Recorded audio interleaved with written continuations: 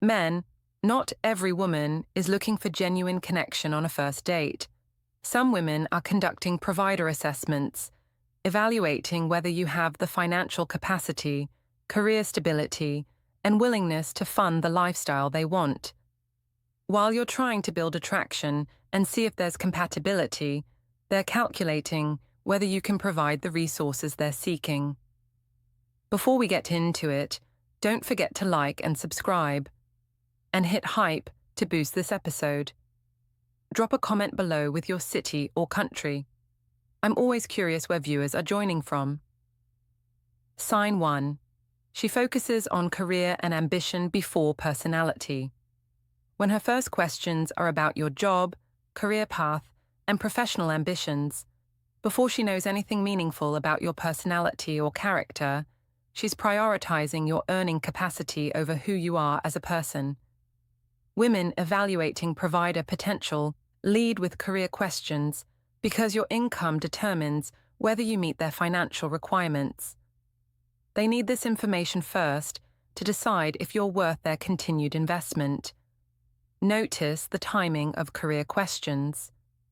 If she asks what you do for work within the first 5 minutes, before asking about your interests, values, or what makes you happy, your earning capacity is her priority.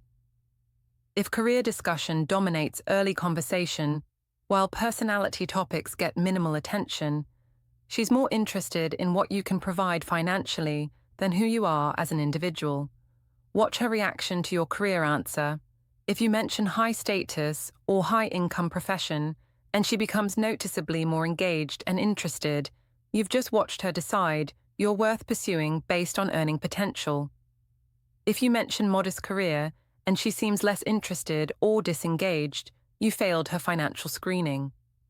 Her interest level shouldn't fluctuate dramatically based on career status, but for women evaluating provider potential, it absolutely does. Pay attention to follow-up questions. If learning about your career immediately triggers questions about promotion opportunities, company size, salary trajectory, or long-term prospects, she's building a comprehensive picture of your earning potential. These aren't casual follow-ups about your work life. They're targeted questions designed to calculate your current and future financial capacity. Observe whether she shares information about her own career or only extracts from you. If questioning is one-directional, where she learns extensive details about your professional life, but provides vague information about hers, she's screening your earning capacity while protecting information about her own financial situation. This asymmetry reveals she's evaluating you as potential provider. Notice if career discussion connects to lifestyle expectations. If learning about your job immediately leads to her mentioning expensive tastes, lifestyle preferences, or material expectations, she's connecting your earning capacity to whether you can fund her desired lifestyle. She's not asking about your career to understand your passions or daily experience. She's asking to calculate whether your income matches her financial requirements. Sign 2. She asks about home ownership and living situation early.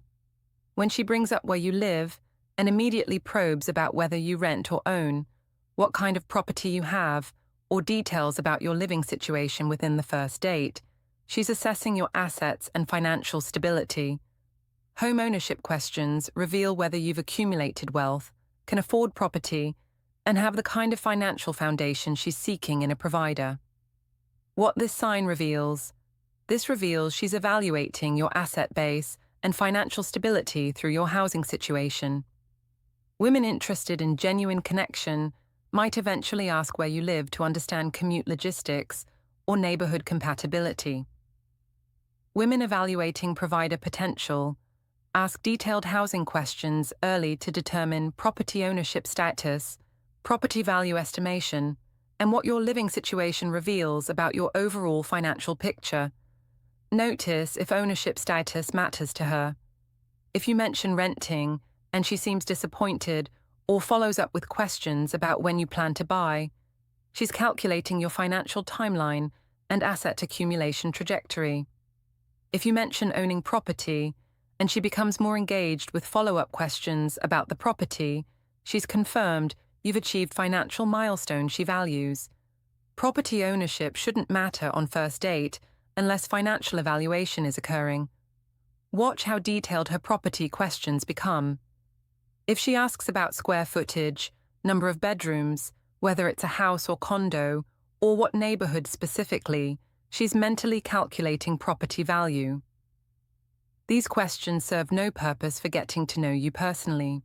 They serve extensive purpose for calculating your net worth and whether you've achieved level of financial success she requires. Pay attention to whether she shares her own living situation. If she's vague about where she lives, mentions living with roommates or family, or avoids details while asking extensively about yours, the information asymmetry reveals evaluation rather than mutual sharing. If she provides minimal information while extracting maximum information from you, she's screening your assets without revealing her own financial situation. Observe if housing discussion triggers other financial questions. If learning about your living situation leads immediately to questions about other assets, investments, or financial planning, she's building comprehensive financial profile. Your housing situation is one data point she's collecting among many to calculate your total provider potential. Sign 3.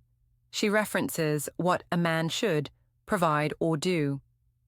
When she casually mentions what real men do, what a man should provide, or expectations she has about male partner roles that center on providing, protecting, or funding lifestyle, she's communicating her provider expectations. These statements reveal she has predetermined requirements for male financial contribution that she's evaluating whether you meet. What this sign reveals. This reveals she has transactional view of relationships where men's value is measured by what they provide materially. When someone frequently references what men should do or provide, they're establishing framework where your role is provider and their role is receiver. These statements are testing whether you accept this dynamic and whether you have the capacity to fulfill provider role she's defining. Notice specific expectations she mentions.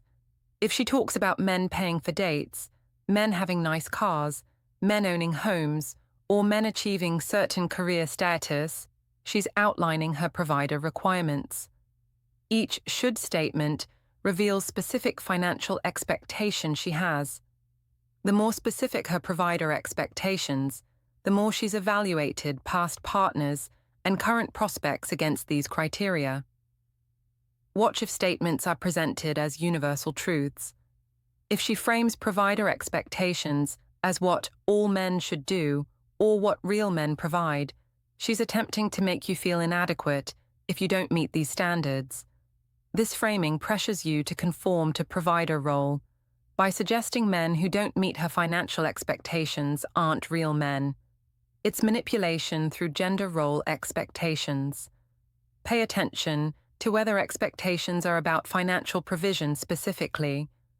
If her should statements center on money, resources, and material provision, rather than emotional support, respect, or partnership qualities, finances are her priority. Women interested in genuine partnership discuss what partners should provide emotionally and relationally. Women evaluating provider potential discuss what men should provide materially. Observe how she responds if you question these expectations.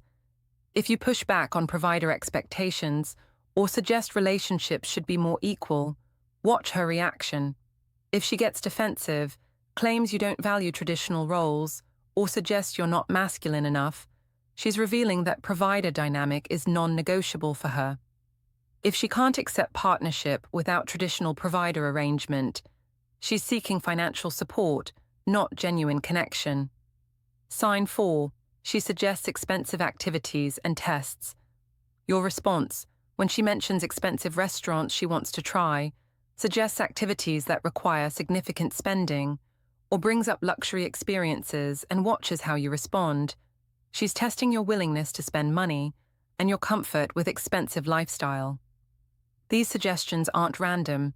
They're strategic probes to determine if you'll fund the lifestyle she wants. What this sign reveals. This reveals she's testing whether you'll spend money to please her and whether expensive experiences are financially comfortable for you.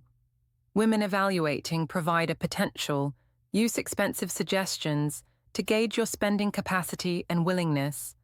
Your response tells them whether you're a willing provider who will fund their desired lifestyle, or whether you have spending boundaries that will limit what they can extract from you. Notice how casually expensive suggestions appear. If she mentions wanting to try restaurant that's clearly expensive, travel destination that requires significant budget, or activity that costs substantial money, she's not just making conversation, she's proposing these experiences to see if you'll offer to take her, or if you'll suggest alternatives that reveal spending limits. Watch your reaction to suggestions. If you agree enthusiastically to expensive activities, you've signaled spending comfort and willingness that marks you as viable provider. If you suggest cheaper alternatives or express concern about cost, you've revealed spending boundaries she'll note as limitations on what you'll provide. Your response to expensive suggestions becomes data point in her provider evaluation. Pay attention to whether she offers to split expensive activities. If all her suggestions are pricey, but she never mentions sharing costs, she expects you to fund these experiences. If she specifically suggests things and says she's been wanting to do them, she's hinting you should take her. The expectation that you'll pay for expensive suggestions reveals provider evaluation rather than genuine activity interest. Observe if suggestions escalate. Some women start with moderately expensive suggestions and increase to very expensive ones based on your responses. If you agree to the first expensive suggestion, the next one will be pricier. This escalation tests the upper limit of what you'll spend.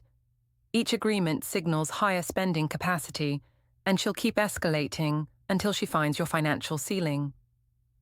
Sign 5. She asks about your 5-year plan, with focus on financial goals. When she asks about your future plans, goals, or where you see yourself in 5 years, but only shows interest in career advancement, income growth, and financial achievement, while dismissing personal development or relationship goals, she's evaluating your future earning potential. She wants to know if your trajectory includes making significantly more money that would benefit her if she invests time in you now. What this sign reveals. This reveals she's calculating whether you're on track to increase earning capacity enough to justify relationship investment. Present income matters, but future earning potential matters more to women evaluating long-term provider potential. They want confirmation you're ambitious about wealth accumulation, and that being with you means access to increasing resources over time. Notice which goals she engages with enthusiastically. If you mention career advancement goals, and she asks detailed follow-up questions, but mention personal growth goals, and she seems disinterested, she cares about goals that increase earning capacity. If financial goals get extensive discussion, while emotional or experiential goals get dismissed, money is her actual interest in your future. Watch if she probes for specific financial targets. If discussion about career goals leads to her asking about expected salary increases, business growth projections, or investment plans, she's trying to calculate your future income. These questions aren't about supporting your dreams. They're about determining what you'll be worth financially in 5 years, and whether that future income justifies pursuing you now. Pay attention to her reaction to non-financial ambitions. If you mention wanting to travel for experience rather than career advancement, focus on family over income maximization, or prioritize work-life balance over climbing corporate ladder, and she seems disappointed or tries to redirect conversation back to financial achievement. Non-monetary aspirations don't interest her. Her inability to engage with goals that don't increase income reveals what she actually values about your future. Observe whether she shares her own financial expectations for the future. If discussion about your goals leads to her mentioning she expects partner who achieves certain income level, wants specific lifestyle, or has material requirements for future, she's establishing that relationship with her requires meeting financial standards. These aren't just her preferences, they're her requirements that you're being evaluated against.